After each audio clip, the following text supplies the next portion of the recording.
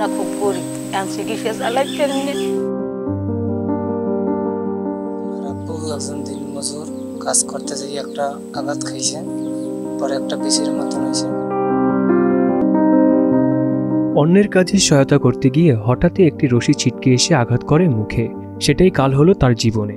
মুখের মধ্যে সামান্য আঘাতের সেই জায়গাতেই ধরা পড়েছে মরণব্যাধি ক্যান্সার। দিনমজুর ফারুকের পক্ষে ক্যান্সারের চিকিৎসা করানো সম্ভব না।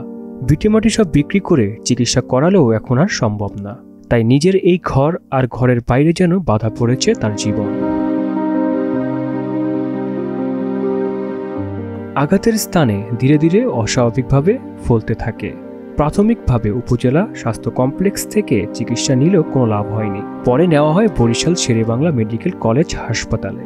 করা হয় মুখের অপারেশন, কিন্তু সেই অপারেশনের পর বিপত্তি আরও বেড়ে যায়। মুখের ভেতরে ক্যান্সার ছড়িয়ে পড়ে।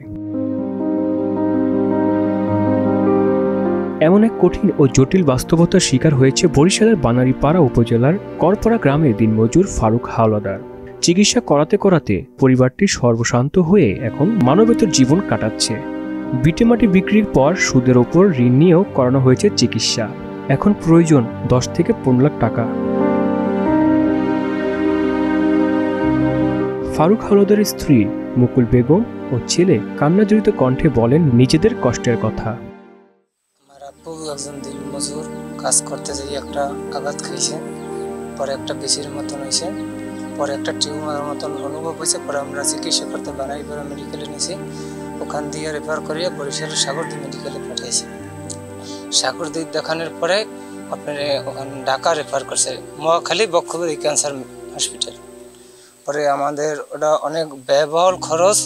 আমাদের সামর্থ্য আসলে জমি বিক্রি করছি, লোন নিছি, সুদে টাকা আনছি, গ্রামের মানুষের সাহায্য সহযোগিতা করছে, যা কিছু আসলে আমরা করছি। এখন এটা অনেক ব্যয়বহুল খরচ। সমাজের বিদ্যমান এবং সরকারের প্রতি আহ্বান জানাচ্ছি যে যা পারেন সাহায্য করবে। খাইছে, টাকা খাওয়ার পর আস্তে আস্তে ফলছে পর এবার দেখেছি ডাক্তার মুভিতে যে মাংস কাটিয়ে নিয়েছে পর অল্প একটু মাংস বাড়তে এখন মুখ আটকে গেছে, কিছু খাইতে পারে না। আমার 9% জায়গা আনলে হ্যাঁ অন দিচ্ছি, এবার লোন লইছি, সুদে টাকা আনছি, এখন আমার টাকা নাই। এখন এই গোলা পানে ওরা কিছু উড়ে দিয়ে কোনো রকম আনছে নাই। অনেক কিছুই দেখাইছি, এরপর টাকা পয়সা যেখানে জানলে সব খুঁয়েছি, একটু জায়গা আনলে হেঁটেও বেশি। আমরা খুব গরিব, এখন চিকিৎসা চালাইতে নিয়ে ছেলেও দিন মজুর কাজ করতেছি। আপনারা সবাই মিললে আর একটু ভালো করার সাহায্য করেন। এই টাকা জোগাড় করা আমাদের পক্ষে অসম্ভব, তাই চিকিৎসা বন্ধ হয়ে গেছে। এলাকাবাসীও চাইলেন তার জন্য সহযোগিতা।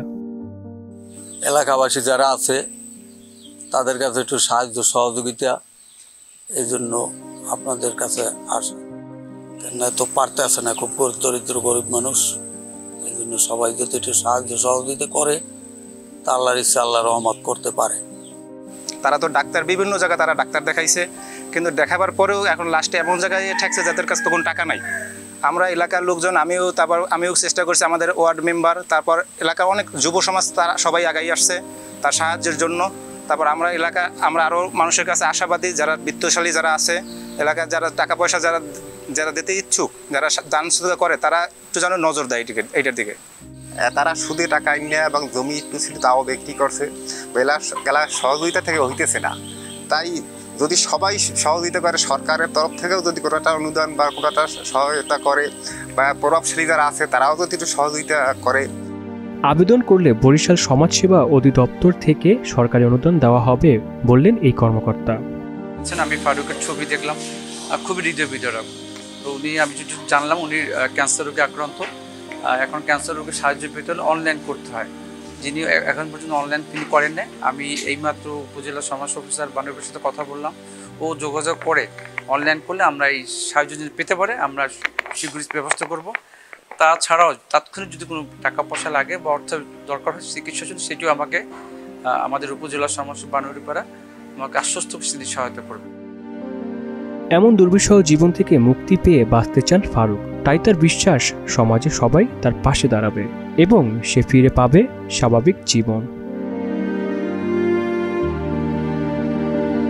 আহসানুল হৃদয়, মোহনা ডিজিটাল।